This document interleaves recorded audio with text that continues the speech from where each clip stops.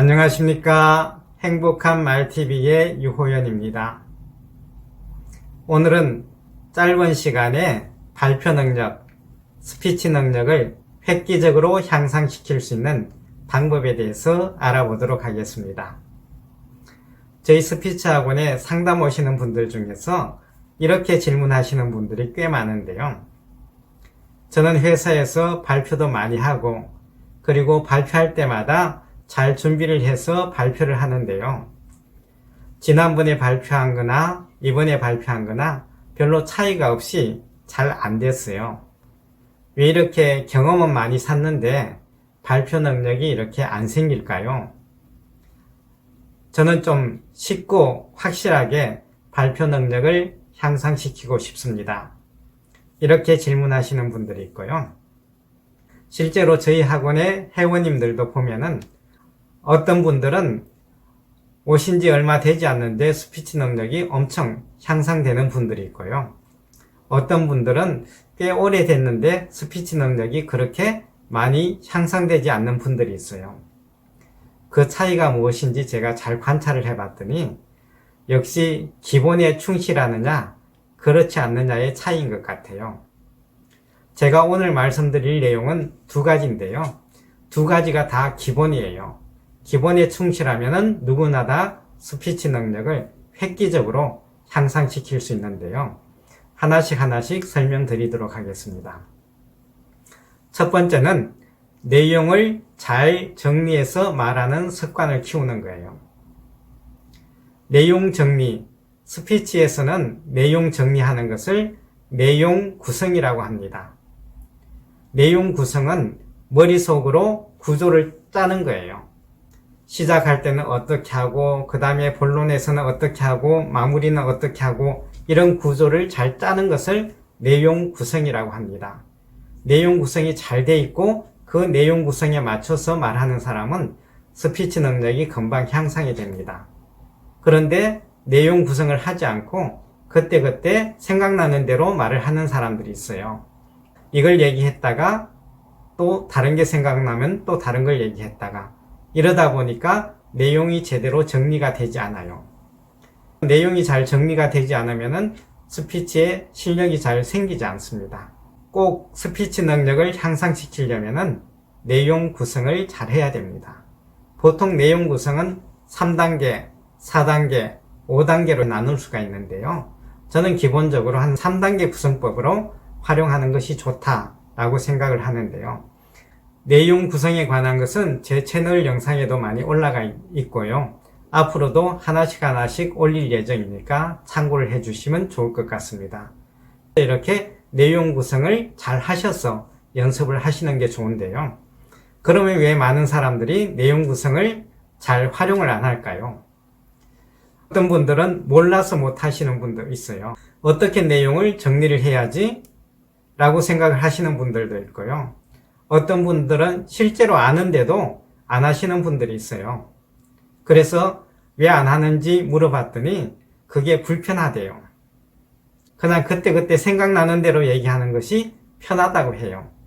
그런데 문제는 생각나는 대로 이야기하는 게 스피치 능력을 키우는 데는 별로 도움이 안 되니까 문제입니다. 처음에는 조금 불편하더라도 내용 구성에 맞춰서 구조에 맞춰서 말하는 습관을 키우면은 어느 정도 익숙해지면 금방 쉬워지는데 처음에 할 때가 어렵거든요. 그러다 보니까 그런 방식을 택하지 않고 좀 편한 방식으로 하다 보니까 발표 능력이 그렇게 향상이 되지 않는 겁니다. 조금 불편하더라도 내용 구성을 잘 하셔가지고 그 내용 구성에 맞춰서 말하는 습관을 키우시면 좋고요. 처음에는 그런 부분들이 잘 안 되니까 가능하면 작성을 하셔가지고 서론, 본론, 결론 이런 식으로 작성을 해가지고 그런 형태를 머릿속에 입력을 합니다.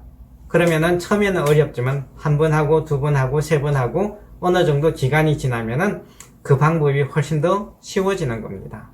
그렇기 때문에 조금 어렵더라도 내용의 구조, 내용 구성을 잘 하셔서 스피치하는 그런 습관을 키우시면은 금방 스피치 능력이 향상이 됩니다. 두 번째는 소리내서 또박또박 연습을 하라입니다. 보통 연습을 시켜보면은 그냥 내용만 작성을 하고 내용만 암기를 하려고 해요. 암기하는 것은 입력하는 거잖아요. 우리가 말하는 것은 내가 가지고 있는 내용을 밖으로 출력하는 거예요. 그런데 입력하는 부분과 출력하는 부분이 전혀 다르죠.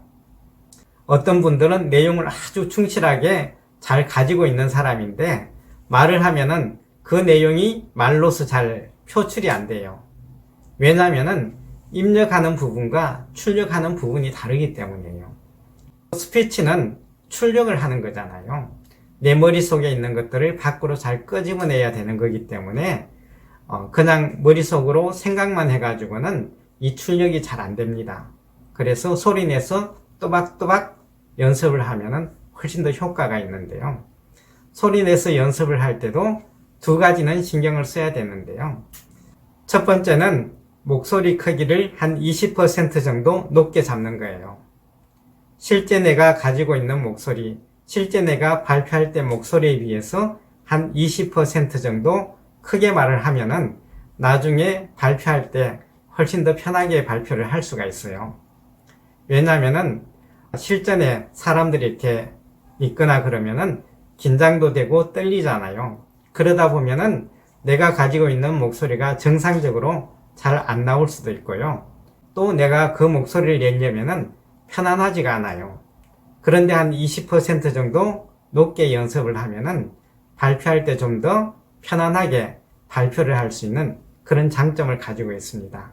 그렇기 때문에 연습을 할 때는 한 20% 정도 더 크게 또 더 높게 연습을 하시면 좋을 것 같고요. 또 두 번째는 연습을 할 때는 반복적으로 하셔야 돼요. 한 번 딱 연습을 하고 끝내버리면은 별로 효과가 잘 나타나지 않거든요. 최소한 3번에서 한 5번 정도는 반복적으로 연습을 해야 효과가 있습니다. 연습을 할 때는 3번 이상 반복적으로 해야 효과가 있기 때문에 연습을 할 때는 꼭 반복적으로 연습을 해주시면 좋을 것 같습니다. 짧은 시간에 획기적으로 말을 잘할 수 있는 방법은 역시 기본에 충실하는 거예요. 그런데 많은 사람들이 기본에 충실하기보다는 좀 편한 방법으로 자꾸 찾는 것 같아요. 편한 방법으로 하다 보면은 시간이 많이 걸리는데 별로 효과가 없는 그런 경우가 많이 있거든요. 제 영상을 보시는 여러분들은 조금 힘들더라도 기본에 충실하게 하면서 짧은 시간에 스피치 능력을 획기적으로 한번 늘려보시기 바랍니다. 오늘 영상은 여기까지고요. 저는 다음 영상에서 다시 뵙도록 하겠습니다. 감사합니다.